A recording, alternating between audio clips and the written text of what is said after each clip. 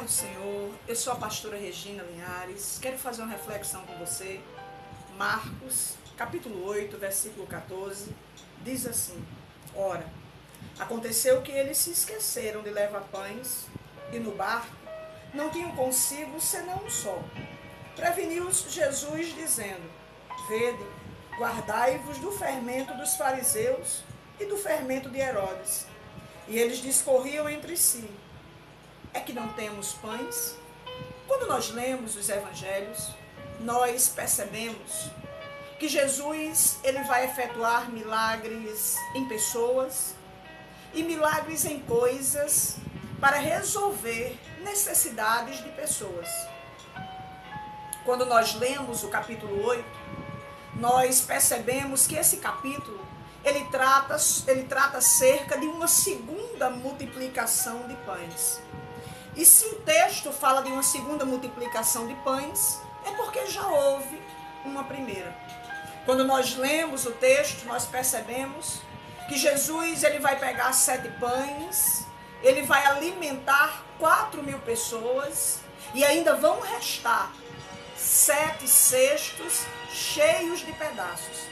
Só que a palavra cesto, usada na segunda multiplicação de pães, no original é uma palavra diferente da palavra cesto usada na primeira multiplicação de pães.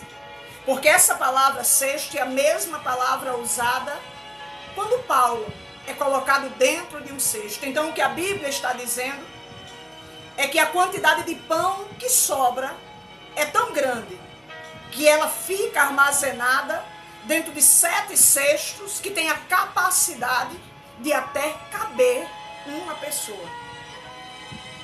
Se tem toda essa sobra, os discípulos estão vivendo um momento de abundância, de fartura. Só que eles vão entrar em um barco, eles vão para uma outra banda, onde Jesus vai se deparar com fariseus, onde eles vão fazer perguntas a Jesus, e na realidade não há sinceridade naquilo que eles perguntam, porque eles não querem respostas, eles querem testar a Jesus. Jesus não vai responder a eles, diz que não haverá sinal algum, entra novamente no barco e vai para o outro lado. Só que a Bíblia nos diz que os discípulos, eles percebem que eles não têm pão, porque eles esqueceram e agora só há um pão. E a minha pergunta para você é: o que é um pão para aquela quantidade de homens? Nós estamos falando de Jesus e de discípulos. Então o que Marcos está dizendo é que pessoas que viveram um momento de muita fartura estão vivendo agora um momento de escassez. Mas essa escassez, ela não é fruto de um mestre que não cuidou deles. Essa escassez, ela não é fruto de um Deus que é negligente. Essa escassez é fruto de pessoas de atitudes de pessoas que receberam um milagre e foram incapazes de administrar aquilo que estava em suas mãos. Constantemente nós nos deparamos com pessoas que estão vivendo situações assim, aonde elas tiveram muito e hoje elas têm pouco, aonde elas foram verdadeiramente arremessadas da abundância para a escassez. E eu não quero falar hoje apenas de abundância de pão ou de abundância de dinheiro. Eu quero falar de momentos na vida de pessoas que tinham um casamento maravilhoso, mas que foram negligentes nesse relacionamento. E hoje elas vivem uma escassez de companhia.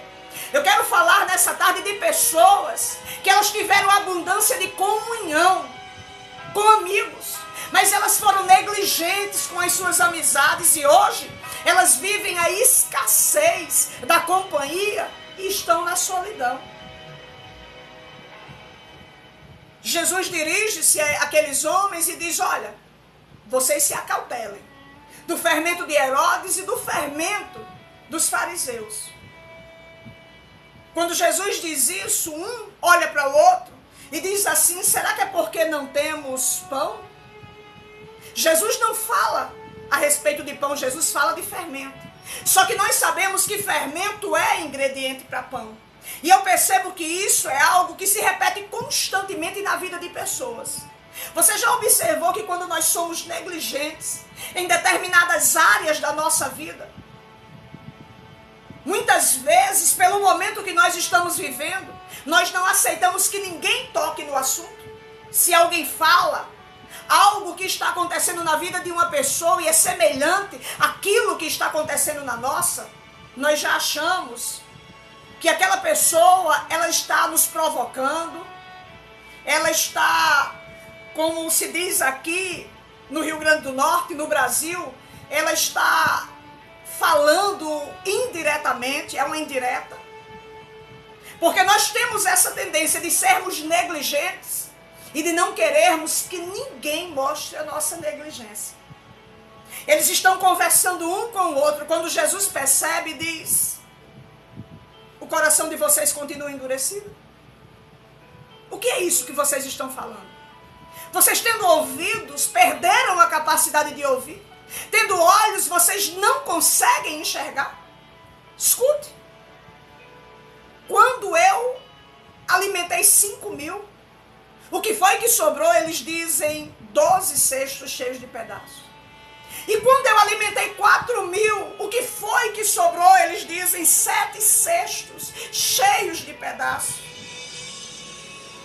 Jesus é alguém que faz milagre. Eles estão, aleluia, com aquele que tem a capacidade de fazer milagre dentro do barco. E eles não têm a capacidade de se dirigirem para ele e falarem acerca da sua negligência, olhando para Jesus e acreditando que se ele fez lá atrás, ele pode fazer novamente. Só que Jesus, tendo já multiplicado pães 2 vezes, poderia ter olhado para eles e poderia ter dito: ei, eu vou multiplicar novamente. Só que Jesus, ele vai falar acerca daquilo que ele fez. Porque Jesus sabe de uma coisa que nós sabemos e às vezes não nos damos conta. Sabe o quê? Que não adianta falar de futuro para quem não tem fé. Porque quando alguém não tem fé, nós falamos de futuro, daquilo que Deus pode fazer, e ela diz: será? De que forma? De que maneira? Para quem não tem fé, nós temos que falar acerca da palavra. Porque a Bíblia diz que a fé vem pelo ouvir, ouvir a palavra de Deus. Aí você pode me dizer: mas pastora Regina Linhares, naquele tempo essa Bíblia ela não existia assim. Passou por uma tradição oral. Depois, aleluia, foi escrito. Mas Jesus, ele tinha atributos incomunicáveis: onisciência, onipotência e onipresença. Será que ele não sabia que um dia eu e você estaríamos com essa Bíblia de papel na mão? Claro que ele sabia. Ele sabia que um dia aquilo que ele estava fazendo eles lembrarem, aleluia, seria palavra de Deus escrita para a minha vida e para a sua vida. Então Jesus está falando acerca da palavra, está fazendo eles lembrarem, está estimulando a fé deles. Hoje, sabe o que é que Deus coloca no meu coração para dizer para você? Traga à memória aquilo que te dá esperança. Será que você pode se lembrar daquilo que um dia ele já fez? Será que você pode se lembrar de pessoas que você conhece, que já deveriam ter morrido, e através de uma oração elas foram conservadas em vida? Será que você pode se lembrar de momentos difíceis na sua vida? Momentos onde você se sentiu abandonado, momentos onde você foi verdadeiramente arremessado do ter para o não ter, da abundância para a escassez, seja de relacionamentos, de coisas, de pessoas, de momentos de alegria. Será que dá para você se lembrar que um dia você foi arremessado e ele te sustentou? Você andou à beira de uma depressão e ele te manteve de pé? Porque eu quero te dizer só mais uma coisa para concluir esse vídeo aqui nessa tarde.